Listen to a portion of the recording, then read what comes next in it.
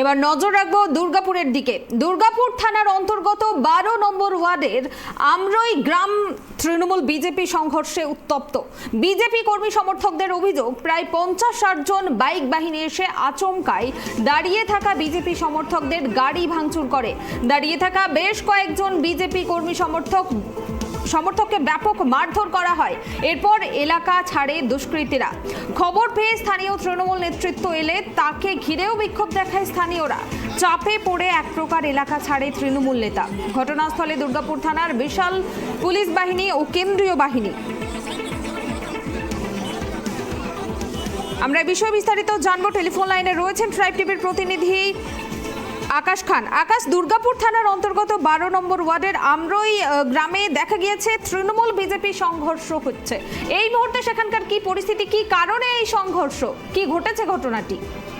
দেখো, এই মুহূর্তে পরিস্থিতি কিছুটা প্রশমিত হয়েছে, অর্থাৎ যে উত্তেজনা ছিল সেই উত্তেজনা বেশ কিছুটা প্রশমিত হয়েছে।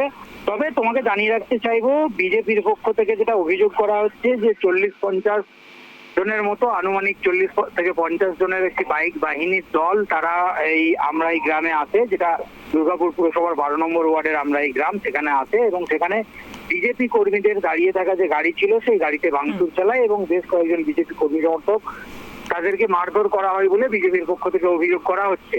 এবং এই ঘটনার সাথে সাথেই কিন্তু এলাকায় তুমুল একটা উত্তেজনা পরিস্থিতি তৈরি হয়।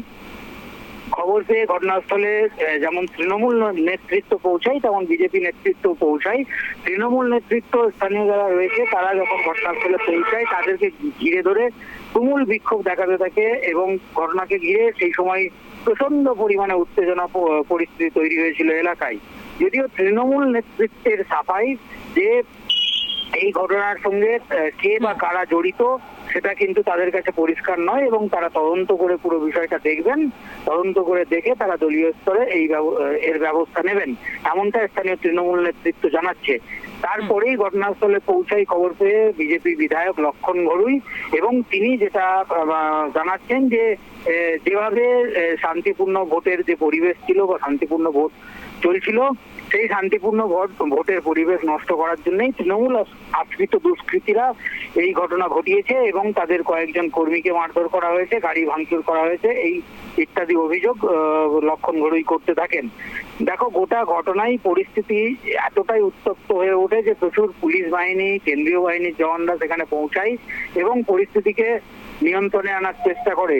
তবে দীর্ঘক্ষণ ধরে পরিস্থিতি উত্তপ্ত থাকার পরে এই মুহূর্তে উত্তেজনা অনেকটাই প্রশমিত হয়েছে, এমনটা আমরা স্থানীয় সূত্র থেকে জানতে পারছি। কুনামি, ধন্যবাদ আকাশ। আপনাদের জানিয়ে রাখবো, দুর্গাপুর থানার অন্তর্গত যে 12 নম্বর ওয়ার্ডের আমরই গ্রামে দেখা গেল তৃণমূল বিজেপি সংঘর্ষ হয়েছে সেখানে এবং বিজেপি কর্মী সমর্থকদের অভিযোগ, প্রায় 50-60 জন বাইক বাহিনী এসে আচমকা দাঁড়িয়ে থাকা বিজেপি সমর্থকদের গাড়ি ভাঙচুর করে এবং দাঁড়িয়ে থাকা বেশ কয়েকজন বিজেপি কর্মী সমর্থককেও ব্যাপক মারধর করে। এরপরেই কিন্তু এলাকা ছাড়ে দুষ্কৃতীরা। সেখানে খবর পেয়ে স্থানীয় তৃণমূল নেতৃত্ব এলে তাকে ঘিরেও বিক্ষোভ দেখায় স্থানীয়রা। চাপে পড়ে এক প্রকার এলাকা ছাড়ে তৃণমূল নেতা। ঘটনাস্থলে পরে পৌঁছায় দুর্গাপুর থানার বিশাল পুলিশ বাহিনী ও কেন্দ্রীয় বাহিনী।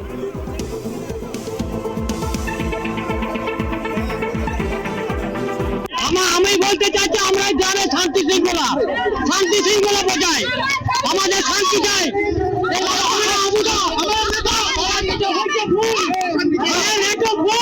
আমি তো জানিও না যে কে করেছে, যদি জানতাম তাহলে তো আমরা এখনই এই অ্যাকশন নিতাম। সেটা এখন বলতে পারবো না, আমরা দেখবো যাচাই করে অরিজিনাল তৃণমূলের না তৃণমূলের মধ্যে ঢুকে কেউ বদমাইশি সৃষ্টি করছে, এটা দেখতে হবে। নিশ্চয়ই ব্যবস্থা হবে।